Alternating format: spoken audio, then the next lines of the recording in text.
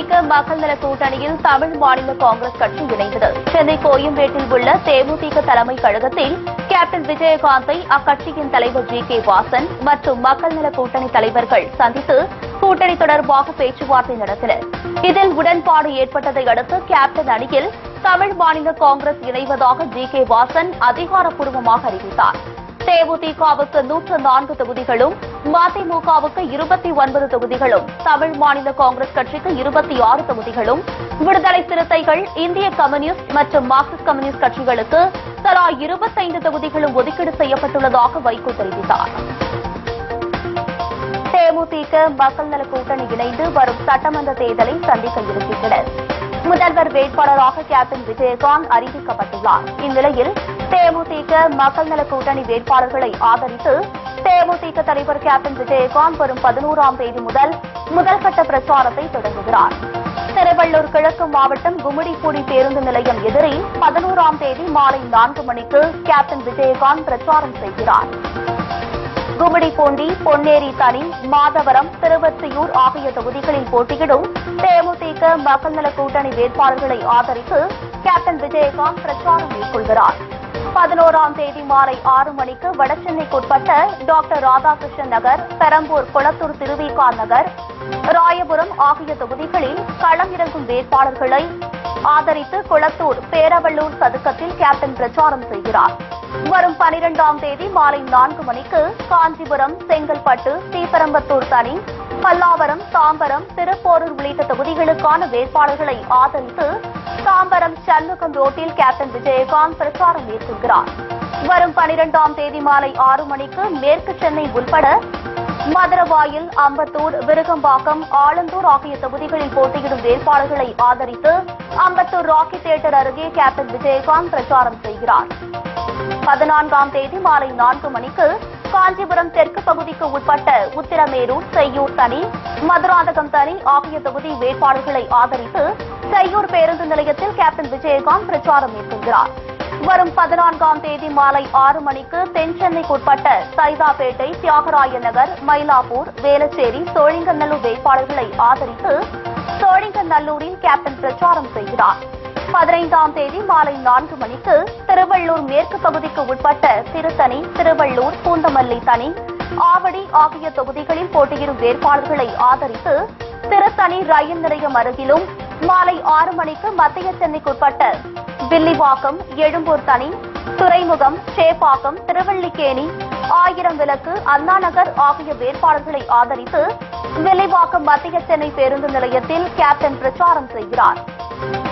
வரும் 16ஆம் தேதி மாலை 4 மணிக்கு வேலூர் மேற்கு தொகுதிக்கு உட்பட்ட வாணியம்பாடி, ஆம்பூர், ஜோலார்பேட்டை, திருப்பத்தூர், அணைக்கட்டு, கீழ் வைத்தியனாங்குப்பம் தனி, குடியாத்தம் தனி ஆகிய தொகுதிகளில் போட்டியிடும் வேட்பாளர்களை ஆதரித்து திருப்பத்தூர் ரயில்வே மேம்பாலம் அருகில் தருமபுரி மெயின் ரோட்டில் கேப்டன் பிரச்சாரம் செய்கிறார்.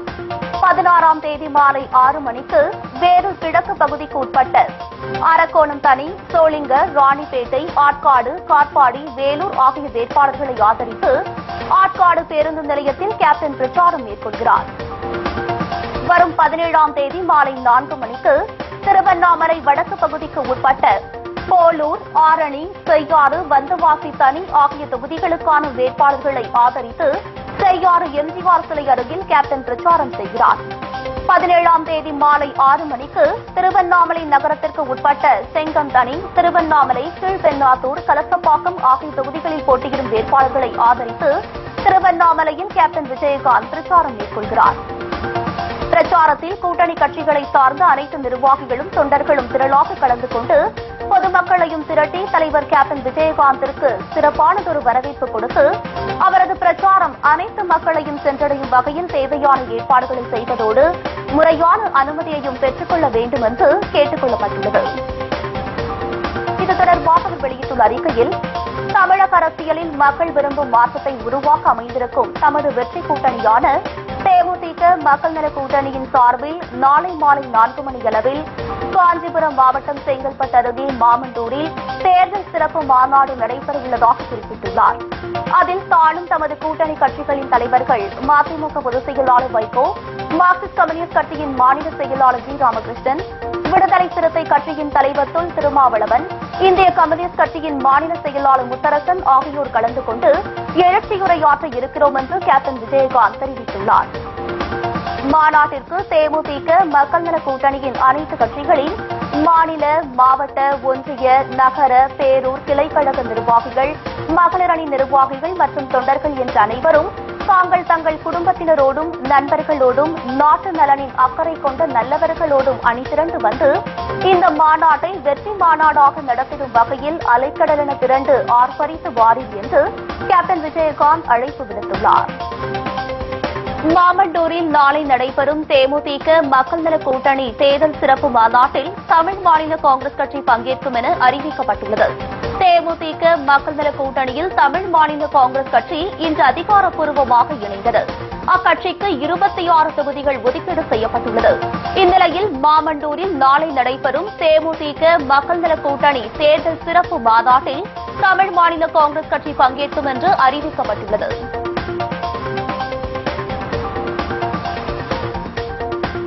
தேமுதிக செயற்குழு கூட்டம் கேப்டன் விஜயகாந்த் தலைமையில் சென்னையில் நாளை நடைபெறும் என்று தேமுதிக தலைமைக் கழகம் அறிவித்துள்ளது.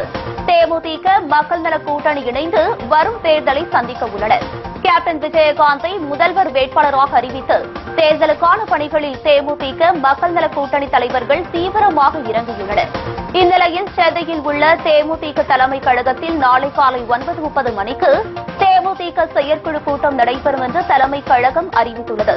கட்சியின் தலைவர் கேப்டன் விஜயகாந்த் தலைமையில் நடைபெறும் இந்த கூட்டத்தில் செயற்குழு உறுப்பினர்கள், தலைமைக் கழக நிர்வாகிகள், உயர்மட்ட குழு உறுப்பினர்கள், கழக அணி செயலாளர்கள், மாவட்ட செயலாளர்கள் ஆகியோர் தவறாமல் கலந்து கொள்ள வேண்டும் என்று தலைமைக் கழகம் கேட்டுக் கொண்டுள்ளது.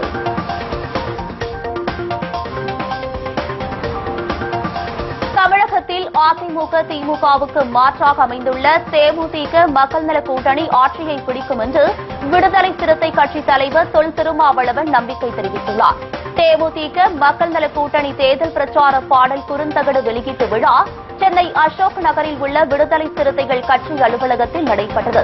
இந்த இசை தகட்டை திருமாவளவன், முத்தரசன், பீமாராவ் எம்எல்ஏ உள்ளிட்டோர் வெளியிட்டனர். இதைத் தொடர்ந்து செய்தியாளர்களுக்கு பேட்டியளித்த திருமாவளவன், தமிழகத்தில் அதிமுக, திமுகவுக்கு மாற்றாக அமைந்துள்ள தேமுதிக மக்கள் நல கூட்டணி மீது பல்வேறு விமர்சனங்கள் எழுந்ததாகவும் இந்த விமர்சனங்களை தங்கள் கூட்டணி தவிடுபொடியாகிவிட்டதாகவும் கூறினார். தேமுதிக மக்கள் நல கூட்டணியில் தமாகவை சேர்க்கும் வகையில் பேச்சுவார்த்தை நடந்து வருவதாகவும் திருமாவளவன் தெரிவித்தார். இதைத் தொடர்ந்து பேசிய முத்தரசன், தேமுதிகவை உடைக்க நினைத்த திமுகவின் சதித்திட்டம் ஒருபோதும் நிறைவேறாது என்று தெரிவித்தார். தேர்தல் விதிமுறைகளை மீறி வாக்காளர்களுக்கு பணம் கொடுத்த ராஜபாளையம் அதிமுக வேட்பாளர் மீது நடவடிக்கை எடுக்க வேண்டும் என்று அரசியல் கட்சிகள் வலியுறுத்தியுள்ளன. விருதுநகர் மாவட்டம் ராஜபாளையம் அதிமுக வேட்பாளராக ஷியாம் ராஜா அறிவிக்கப்பட்டுள்ளார்.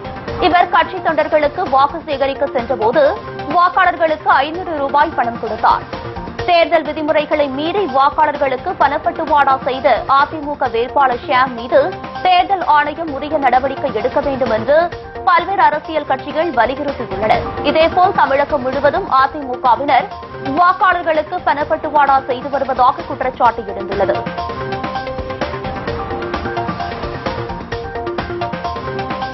மற்ற கட்சிகளை வளரவிடாமல் தடுப்பதில் திமுகவும் அதிமுகவும் கைகோர்த்து செயல்படுவதாக மத்திய அமைச்சர் பொன் ராதாகிருஷ்ணன் குற்றம் சாட்டியுள்ளார். திருமங்கலத்தில் பாஜக வேட்பாளர் அறிமுக கூட்டம் நடைபெற்றது. கூட்டத்தில் கலந்து கொண்டு பேசிய பொன் ராதாகிருஷ்ணன், தமிழக மக்களை ஏமாற்றி ஊழல் செய்வதிலும் மற்ற கட்சிகளை வளரவிடாமல் தடுப்பதிலும் அதிமுகவும் திமுகவும் 50 ஆண்டு காலமாக கைகோர்த்து செயல்படுவதாக புகார் தெரிவித்தார். திமுக, அதிமுக கட்சிகள் மாறி மாறி ஆட்சிக்கு வந்து எத்தனை பேருக்கு வேலைவாய்ப்பு கொடுத்துள்ளனர் என்று பொன் ராதாகிருஷ்ணன் கேள்வி எழுப்பியுள்ளார். டெல்லி முதலமைச்சர் அரவிந்த் கெஜ்ரிவால் மீது ஷூ வீசப்பட்ட சம்பவம் பரபரப்பை ஏற்படுத்தியுள்ளது. கெஜ்ரிவால் இன்று செய்தியாளரிடம் பேசிக் கொண்டிருந்த போது கூட்டத்திற்கு வந்திருந்த ஒருவர் கெஜ்ரிவாலை நோக்கி ஷூ வீசி தாக்குதல் நடத்தினார். உடனடியாக அவரை பிடித்து அங்கிருந்த பத்திரிகையாளர்களும் காவலர்களும் தாக்குதல் நடத்திய நபரை அடித்து அங்கிருந்து வெளியேற்றினர். ஷூ வீசிய அவர் வேத் பிரகாஷ் என்பது தெரியவந்துள்ளது. இவர் எதற்காக ஷூவை வீசினார் என்பது குறித்து விசாரிக்கப்பட்டு வருகிறது. பனமா நாட்டில் கருப்பு பணம் பதுக்கி வைத்துள்ள இந்தியர்கள் குறித்து விசாரணை நடத்தி அறிக்கை அளிக்கும்படி பிரதமர் நரேந்திர மோடி உத்தரவிட்டுள்ளார். இது தொடர்பாக பல்வேறு துறை வல்லுநர்கள் அடங்கிய புலனாய்வு குழு ஒன்றிடம் விசாரணை ஒப்படைக்கவும் மோடி அறிவுறுத்தியுள்ளார். பணம் ஆவணங்கள் என்ற பெயரில் வரி ஏய்வு செய்த முறைகேடாக சொத்து பதுக்கியவர்களின் பட்டியலில் பிரபல நடிகர் அமிதாப் பச்சன், நடிகை ஐஸ்வர்யா ராய் உள்ளிட்ட 500 இந்தியர்களின் பட்டியல் வெளியாகி அதிர்ச்சியை ஏற்படுத்தியது குறிப்பிடத்தக்கது. மோசடி வழக்கில் தொடர்ந்து 3வது முறையாக ஆஜராகாத விஜய் மல்லையா மீது அடுத்த கட்ட நடவடிக்கை எடுப்பது குறித்து அமலாக்கத்துறை ஆலோசித்து வருகிறது. ஸ்டேட் வங்கி உள்ளிட்ட 13 வங்கிகளில் பெற்ற 9,000 கோடி ரூபாய் கடனை திரும்ப செலுத்தாத விஜய் மல்லையா லண்டனில் தஞ்சம் புகுந்துள்ளார். மல்லையா மீது வங்கிகள் கொடுத்த மோசடி புகாரை அமலாக்கத்துறை விசாரித்து வருகிறது. இந்நிலையில் ஐடிபிஐ வங்கியில் 90 கோடி ரூபாய் கடன் பெற்றது தொடர்பான வழக்கில் நேரில் ஆஜராகுமாறு மும்பை அமலாக்கத்துறை ஏற்கனவே 2 முறை மல்லையாவுக்கு சம்மன் அனுப்பியது. ஆனால் அவர் ஆஜராகாததை அடுத்து மும்பை அமலாக்கத்துறை அலுவலகத்தில் இன்று ஆஜராகுமாறு 3வது முறையாக சம்மன் அனுப்பப்பட்டது. ஆனால் அதற்கும் விஜய் மல்லையா செவி சாய்க்காமல் மே மாதம் வரை கால அவகாசம் கூறியுள்ளார். இதனையடுத்து அடுத்த கட்ட நடவடிக்கை குறித்து அமலாக்கத்துறை அதிகாரிகள் ஆலோசித்து வருவதாக தகவல்கள் தெரிவிக்கின்றன.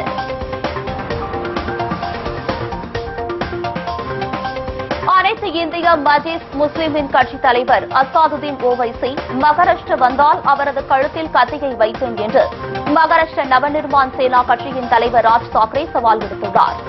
பாரத் மாதா கி ஜெய் என்ற கோஷம் தொடர்பாக நாட்டில் சலசலப்பு நீடித்து வரும் நிலையில் தன் கழுத்தில் கத்தி வைத்தாலும் பாரத் மாதா கி ஜெய் என்ற கோஷத்தை உச்சரிக்க மாட்டேன் என்று அசாதுதீன் ஓவைசி கூறியிருக்கிறார்.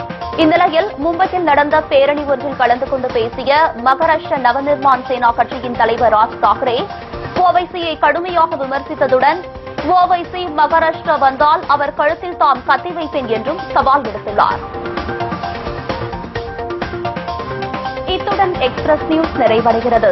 உண்மை செய்திகளை உள்ளது உள்ளபடி உடனுக்குடன் தெரிந்து கொள்ள நமது கேப்டன் நியூஸ் தொலைக்காட்சியை பாருங்கள். சமூக